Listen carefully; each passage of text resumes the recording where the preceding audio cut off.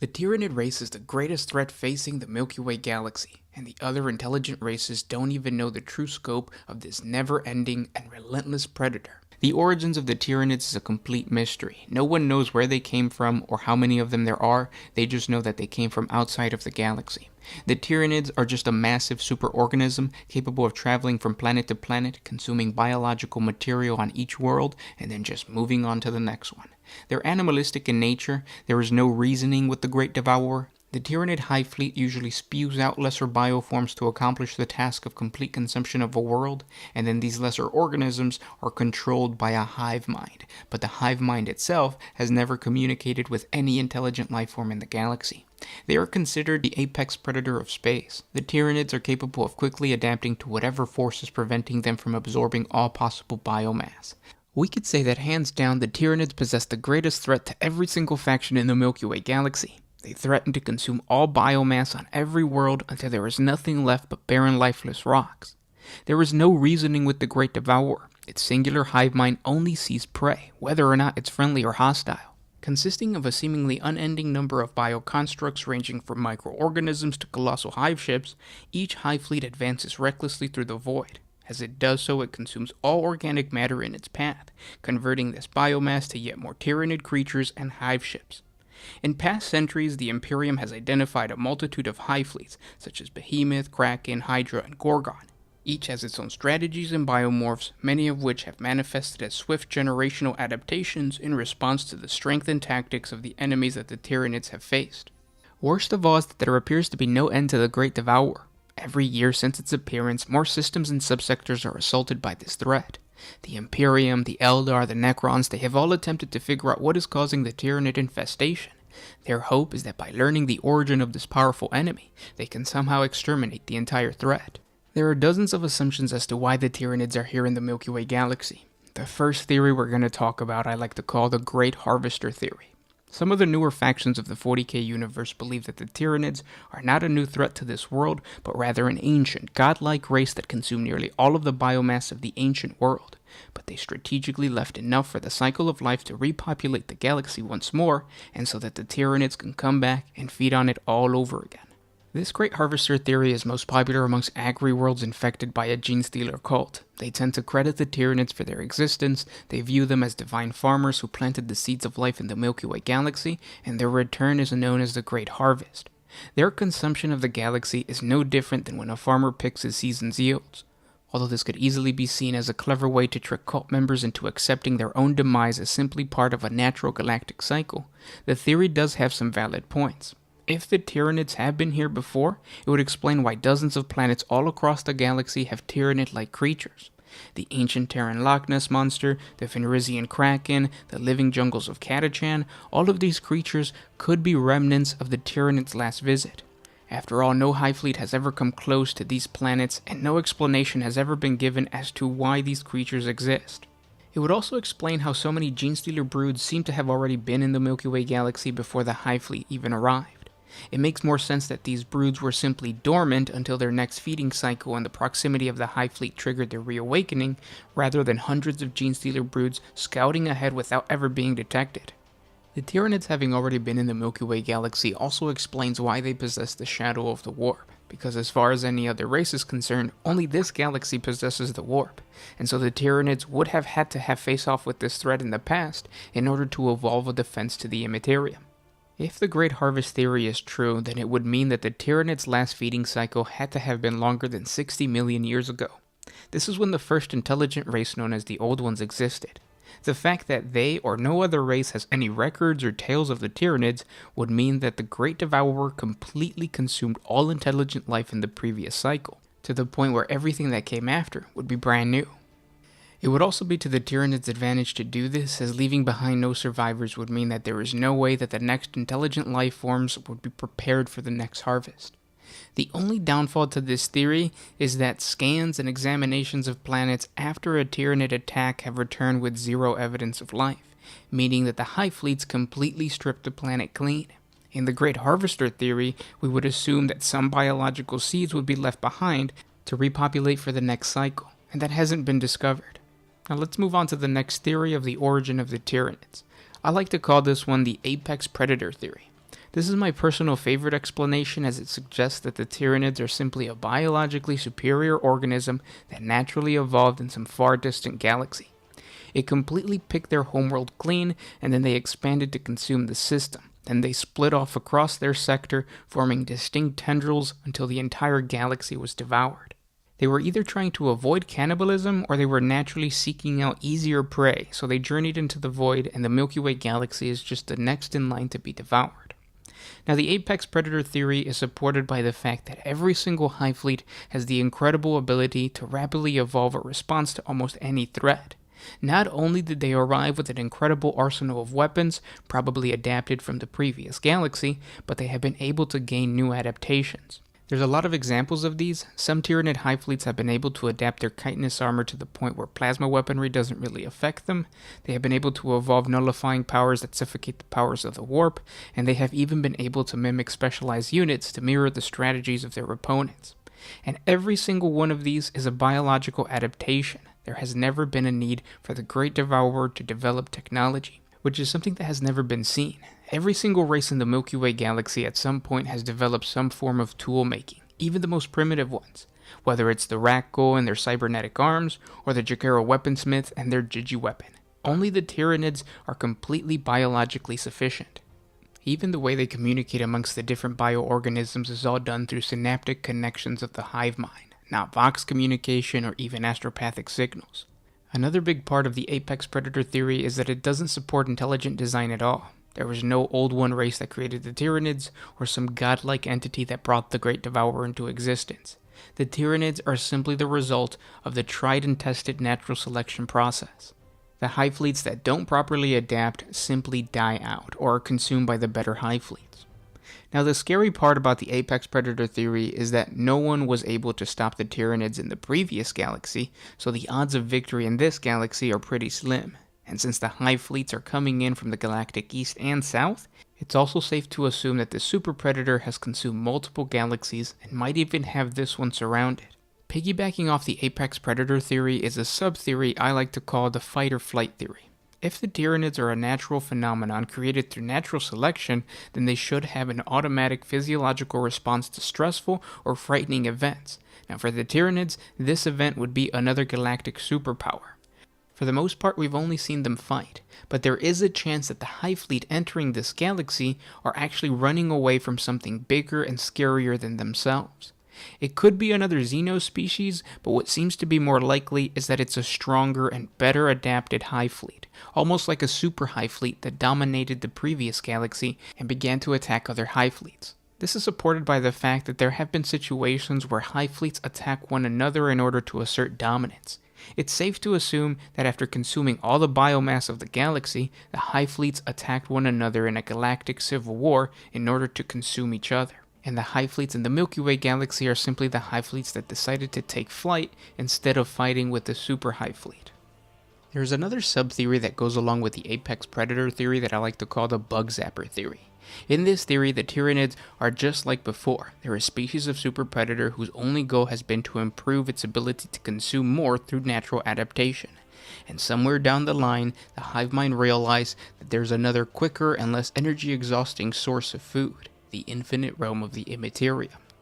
If the Tyranids can somehow adapt to consume the etheric powers of the warp, they will never run out of food. It's called a bug zapper theory because the psychic beacon known as the Astronomicon is what is attracting the giant galactic superbug to the Milky Way galaxy, much like light attracts Terran bugs.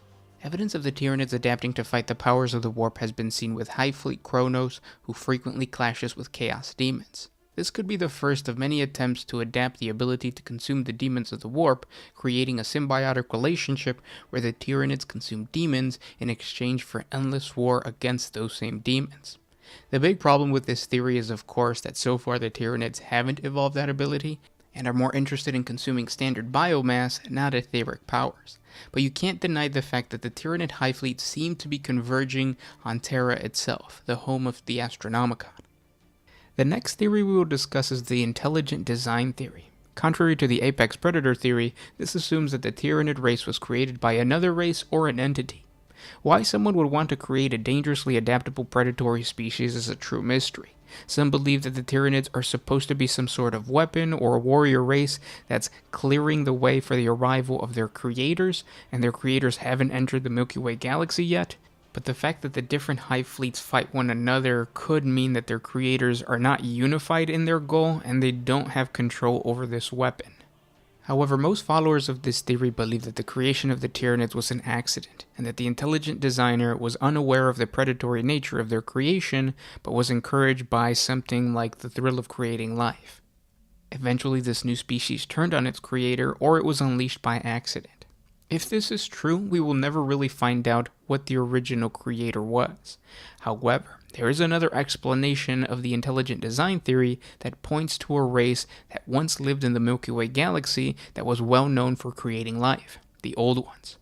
The theory goes that after escaping the Enslaver Plague after the War in Heaven, the Old Ones made it to another galaxy and created the Tyranids. Why the Old Ones would want to create a race of super predators that consumed everything in their path is complicated, but it can be summed up in 2 words: clean slate. The Old Ones wanted to clear the Milky Way galaxy of all life so that they could return and use their godlike terraforming technology to start over again. I actually covered this theory in great detail in a video I made about 4 years ago. It's called Where Are the Old Ones Now? I'll put a link up above if you're interested in getting the full motive and the potential plan of the Old Ones. But the Old Ones being the creators of the Tyranids is just a sub-theory in the grander intelligent design theory. Now that we understand the possible origins of the Tyranids, let's talk about how the Tyranids could actually destroy every single faction within Warhammer 40K. Let's first talk about how the current lore describes the Tyranids as a massive, almost galaxy-wide swarm of aliens that will inevitably overrun the entire galaxy and consume all of the biomass until there is nothing left except barren planets. This simple narrative kinda gives us the answer as to how the Tyranids can kill off all of the other major factions. It's the classic tabletop tactic of drowning the enemy in wounds. In other words, no other faction stands a chance against so many bioforms. But the issue I have with this very basic method of conquest is that it denies the Tyranids any strategic credit. It fails to acknowledge that although animalistic, the hive mind is still a very dangerous and calculating nemesis. That's why let's push away from the simple-minded portrait of the Tyranid invasions, and let's look at how the Tyranids would devise a unique approach for the destruction of each individual faction, starting with the Imperium. The Great Devourer faces a very difficult challenge by attempting to exterminate all of humanity. Humans are one of the most numerous species in the galaxy, second only to the greenskins. They have spent the last 10,000 years fortifying their control over their territories and developed a well-oiled war machine that repels and defeats new and old threats across countless theaters of war. And although the Imperium is criticized by being stagnant and bureaucratic, we still have to give them credit for developing a powerful army that accomplishes the monumental task of maintaining control over the boundaries of the Imperium. Unfortunately for humanity, it's their reliance on galactic unity, or in other words, the support system that binds the Imperium together, that creates a weakness for the Tyranids to exploit. Now, we all know that the Imperium has realized that the hive fleets are moving towards the direction of Terra. It is theorized by the Inquisition and other Imperial savants that the Nids are specifically attracted to the Astronomicon. They see this massive beacon of the Emperor's divine protection through the warp as some sort of lure to the animalistic Tyranids. They describe this attraction like a moth to a flame. But what if it's not just a bestial appeal? What if the Tyranid hive mind understands how crucial the Astronomicon is to the preservation of the Imperium's unity? Because it is. If the Tyranids destroy the Astronomicon, humanity's ability to travel through the warp is radically reduced. This obviously means fewer resources to the front lines, and cooperation and guidance from a military high command is completely eliminated, but also everyday life, from commercial shipping to communication, becomes nearly impossible. This would cause the Imperium to revert back to waging localized wars with little to no support from their neighboring systems, just like in the Age of Strife. It's the classic tactic of divide and conquer. The hive mind probably knows this because they see the similarity to the Astronomicon and their synaptic nodes found throughout the bioships of the hive fleets. This synapse unifies every Tyranid to fulfill a common goal, and just like their bioforms become vulnerable without synapse, humanity becomes just as susceptible when the Astronomicon is taken out. So this attraction to Terra is not coincidental or instinctive, but rather the Tyranids' game plan for the destruction of humanity. They want to get rid of this Astronomicon. Now, of course, fighting through the galaxy and overcoming the Terran defenses is an immensely difficult task that only Horus has been able to accomplish. But as more and more covert genestealer cults are popping up all across the galaxy, the potential for a massive terrorist attack on the Astronomicon becomes dangerously more likely. Hidden amongst the millions of pilgrims that enter Terra and the outer walls of the Imperial Palace could be a suicidal rebel armada whose goal it is to destroy the Astronomicon and topple the first domino in a chain reaction laid out by the hive mind in order to conquer, or in the Tyranids' case, consume all of humanity. But moving on to the next victim of the Great Devourer, let's talk about the major faction in the 40k universe that I don't think anyone is going to assume can survive very long against the Tyranids, despite being everyone's favorite faction, the Tau Empire. The Tau are the youngest race on this list, and so have faced the least amount of empire-destroying threats like a full-scale invasion of the Tyranids. This doesn't mean that they are weak, as they've been able to repel various assaults from Orc warbands, Imperial crusades, and even some tendrils of Tyranid hive fleets. What they have going for them is their technology and an incredibly efficient society that creates a military structure capable of securing their empire as they slowly expand out. However, the Tau Empire doesn't stack up against the Nids. They don't have the numbers to fight wars of attrition, which is what most Tyranid invasions turned out to be. Their weapons are incredibly advanced and deadly, but the Tyranids have proven that they can evolve armor to resist the ubiquitous plasma weaponry. They aren't mobile at all. Each sept world is in close proximity to the rest of the Empire, which makes it easier for the hive fleets to jump from one planet to the next. And then finally, just like the Imperium, they desperately try to maintain unity within the Empire by assigning specific roles for each planet. They all depend on each other. With all of these flaws, all the Tyranids really need to do is to commit a full-scale invasion by one or more hive fleets. Luckily, the Tyranids haven't focused on the Tau Empire, and this is because Imperial planets tend to have larger populations, which means more biomass for the Nids, and the Tau are smart enough to make their planets look less desirable than these hive planets. But once the Tyranids discover the evolutionary potential of facing off against the Tau plasma weaponry, the hive mind will gladly target a Tau planet in order to develop a more resilient bioform. And it's not just tougher armor that the Tyranids want. The more the hive mind comes across plasma weaponry, the likelier it will become for the Tyranids to develop equally deadly range weaponry. It's only a matter of time for the Tau. They're not even an obstacle for the Tyranids, really just a stepping stone.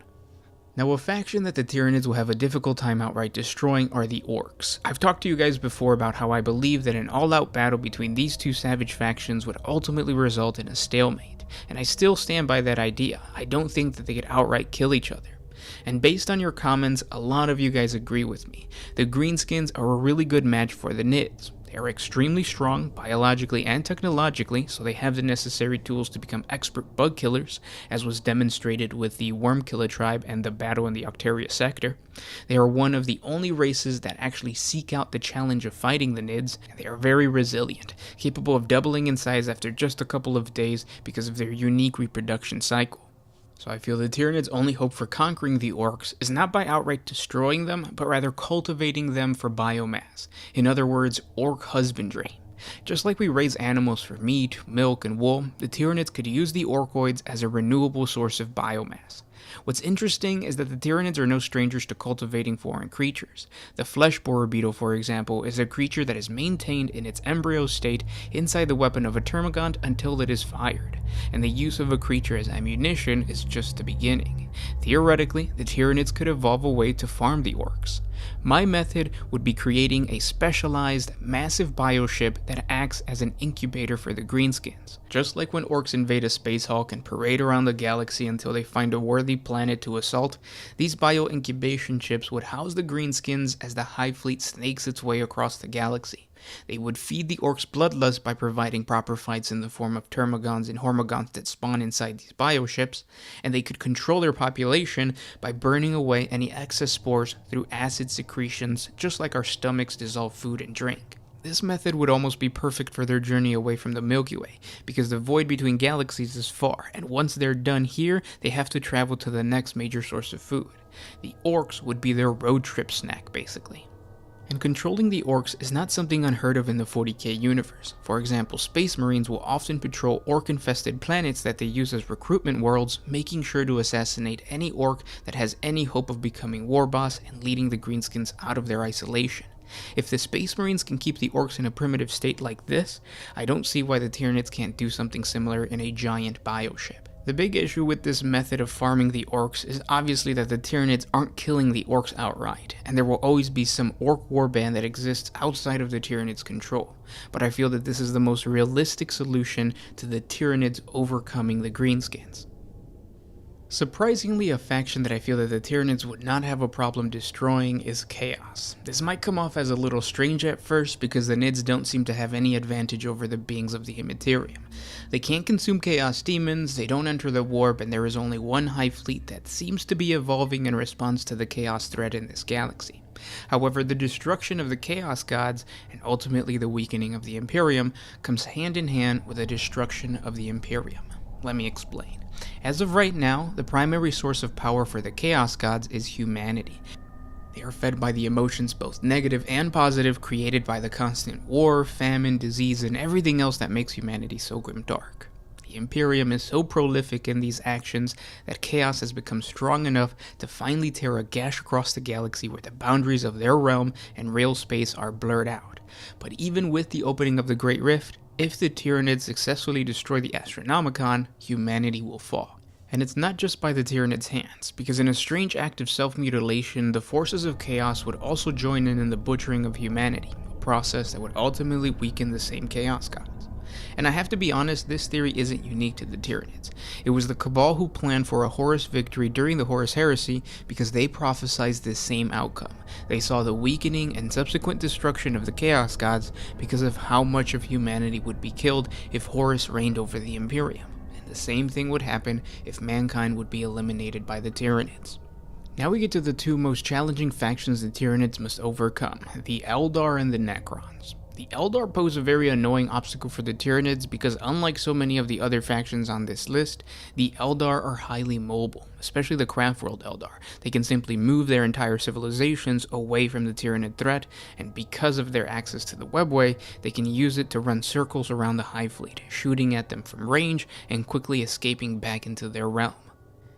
In order to counter this, the Tyranids need to get rid of the webway. To do this, it would require access to the actual webway. The best chance of doing this would be invading Exodite planets because they possess webway portals on specific worlds. Once inside, they could either flood the entire thing with bioship after bioship until every corner is flushed out, or a more cunning plan would be breaking the webway from the inside, allowing the Imperium to seep into this sacred highway. Another possibility that kind of stretches the boundaries of the Tyranid lore is evolving a nullifying presence that could cancel out the warp. This can be created through the consumption of individuals like the Sisters of Silence or any other large population of pariahs, but it could also be accomplished through the breaking down of black stone. This is the material that has become highly sought after by the Adeptus Mechanicus and the Necrons because of its ability to act as a conduit of warp energy. The pylons on Cadia that were holding back the Eye of Terror were made up of this blackstone, and so by absorbing this substance, the hive mind might be able to evolve a similar effect. And again, theoretically, this could enhance the shadow in the warp to become strong enough to close off any warp portal for good, or even create a web of nullifying power that separates the connection between real space and the Immaterium, just like what the Necrons are doing with the Pariah Nexus. And without the Immaterium, the Eldar can't even hide. They would either have to run away from this galaxy like their creators, the Old Ones, or face the Tyranids in a last stand. And finally we get to the Necrons. As I've told you guys in previous videos, the Tyranids can consume necrodermis. If they have weapons strong enough to destroy the Necron constructs, their reclamation pools are acidic enough to break apart this living metal. However, the process is long and yields almost no biomass for the Hive Fleet, and so the Tyranids often avoid this enemy. This avoidance is key to the Nids' victory over the Necrons, because as of now, the dynasties are not united. Unlike the Eldar, the Tau, and the Imperium, the Necron dynasties don't like working together. They never have. The only thing that stopped them from killing each other was the war in heaven. The Old Ones were their common enemy, and it's what gave the Silent King the ability to unify the dynasties. However, you don't have that with the Tyranids. The Nids are not hostile towards the Necrons because, like I said, they don't want to waste their time on trying to consume something that isn't going to give them significant source of biomass. The Nids also don't care about taking over Necron territory. They are in and out of a planet as fast as possible, and so it would be very difficult for the Silent King or any other lord to try to rally his people against the Great Devourer, because it's not hurting the dynasties. And without this common enemy, the dynasties would simply go back to waging war against each other, and the Tyranids would simply wait until the final weakened dynasty would remain, and that would be consumed by the Great Devourer. And this concludes the Tyranids' destruction of all of the other major factions of the 40K universe. Now that we understand that the Tyranids could truly destroy everything within the Milky Way galaxy, let's answer the question of how the galaxy can get rid of the Tyranids.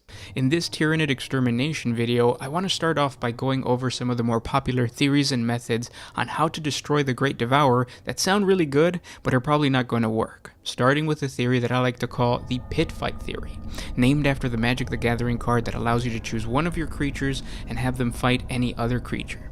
This will be the last MTG reference in the entire video, and I'm just doing that because I've been playing Magic for a while now. But the reason I call it this is because that is essentially what many proponents of this theory are doing. The two most popular factions used to fight the Tyranids are either the Greenskins or the Necrons. So they claim that if you took the Nids and threw them at the Orcs might be tough enough to wipe them out.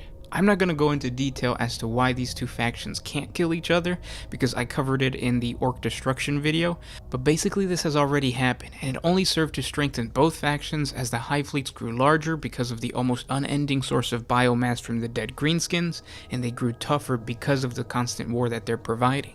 Now, others say that if the Silent King unified all of the dynasties, then the Necrons could kill off the Tyranids. First, let me point out that having all of the Necron dynasties unify after the Silent King set them free during the Great Sleep or after the Great Sleep, that would be nearly impossible, because throughout the entire war in heaven, all they did was bicker and fight each other, even when there was a bigger threat in the form of the old ones. But let's just say that they did accomplish unity. I have my doubts that there would be enough Necrons to defend the entire galaxy from the Tyranid swarm that, as far as we know, is larger than the galaxy itself. Let's remember that not all the Necron worlds made it through the Great Sleep, and there's already a lot of infighting even with the Silent King in the galaxy. I also have to mention that although the hive fleets avoid the Necrons, it doesn't mean that they can't dissolve living metal. If the Tyranid weapons can destroy Necron constructs, then they can destroy them in the reclamation pools. The real reason that the Great Devourer stays away from the Necrons is because there are juicier planets and species to devour out in the galaxy, so focusing on something that gives them near zero returns would only be done by the Tyranids if they are being attacked or they're truly desperate. So even though the Silent King is rumored to have returned because he saw the Tyranids in the void, now he has to convince the other Necron lords to stop what they're doing in trying to rebuild their empires and focus on this Tyranid threat that doesn't seem to even pay attention to them. Now we move on to the last faction that I've seen get thrown at the Tyranids, Chaos. Chaos might have the best potential in going toe-to-toe with the massive swarm of Tyranids invading the Milky Way galaxy based on the endless swarms that they can both call upon, but as more and more hive fleets pour in, the weaker the Chaos gods become. Let's remember that each hive fleet possesses a shadow in the warp, and it's humanity that mostly fuels the Chaos gods. So if the Tyranids continue to pour in and focus on consuming more and more biomass, there will be less psychic cattle for the Chaos gods to slaughter, meaning that they'll get weaker. Chaos, on the other hand, is not making the Tyranids weaker. If anything, the Tyranids are learning how to manipulate the powers of the Imperium. And I want to be clear that I'm not saying that the Great Devourer can then turn around and destroy these three factions. What I am pointing out is that if these factions fought each other, it turns into a stalemate. Now, since we're on the topic of the Tyranids facing off against the Chaos Gods, let's talk about the next Tyranid extermination theory that's been floating around the internet that I don't really think would work. I will call it the possession theory, because it claims that all or one of the Chaos Gods can simply take control of the Tyranids and either demonically corrupt them or push them away from the Milky Way galaxy. The big issue with this theory is that the task of corrupting a single tendril of a hive fleet is nearly impossible, let alone the entire swarm. We talk about just how difficult it is to corrupt the Tyranids in yesterday's Nurgle Tyranid lore video, but the gist of it is that even though you have bioforms that are corrupted by Nurgle's rot or in possession of Khorne's weapons, it radically changes the creature, but at no point is the corrupted Tyranid actually venerating the Chaos Gods, because the hive mind doesn't give individuals complete free will, so there's no worship being done. What this means is that if the Chaos Gods want to possess the Tyranids, then they have to find a way to communicate with the collective consciousness of the entire swarm. A very, very difficult task. I like to visualize this concept in the real world like this. The Chaos Gods convincing a human to turn to chaos is like you trying to convince me to buy your army while we're standing face to face.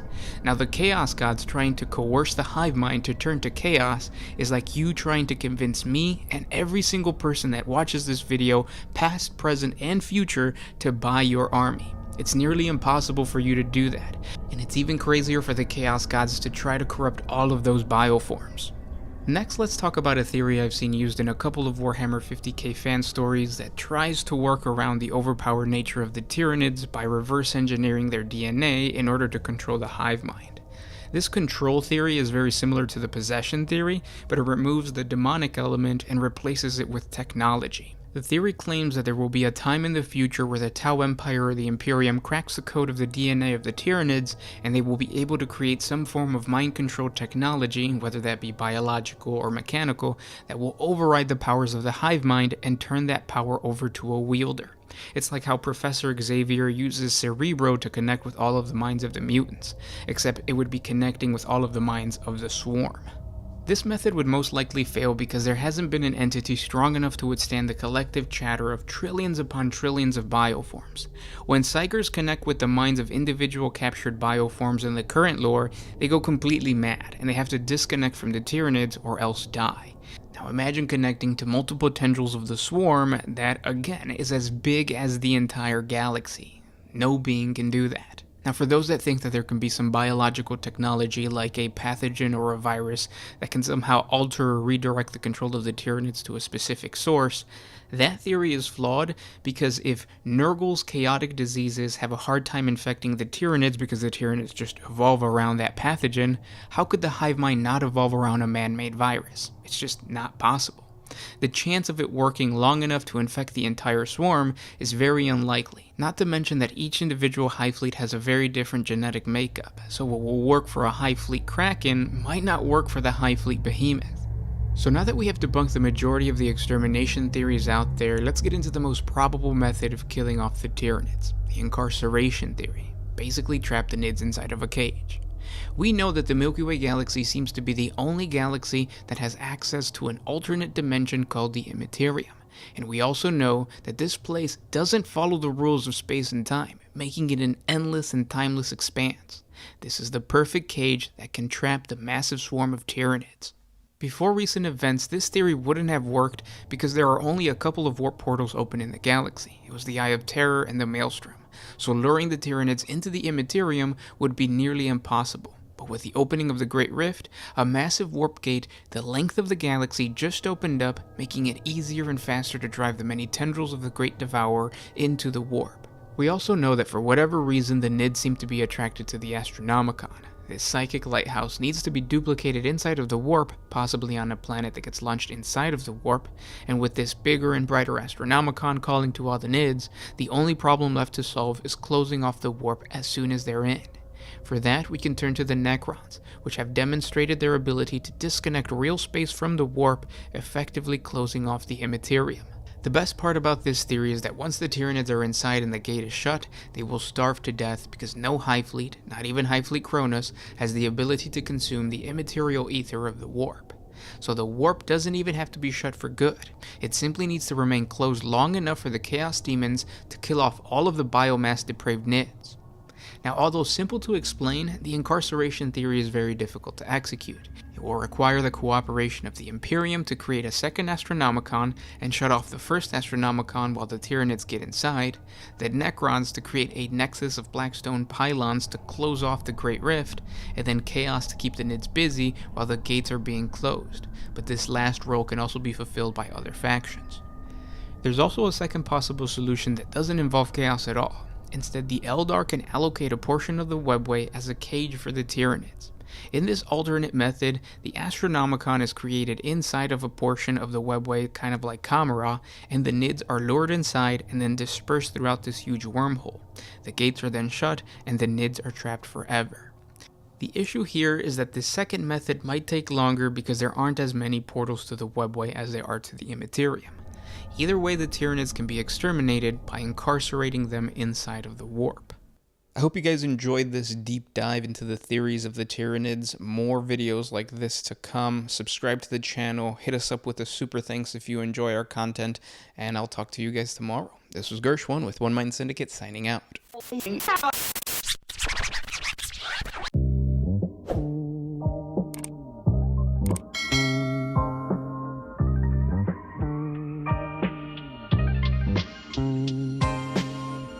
Always used to put my freedom first in any situation.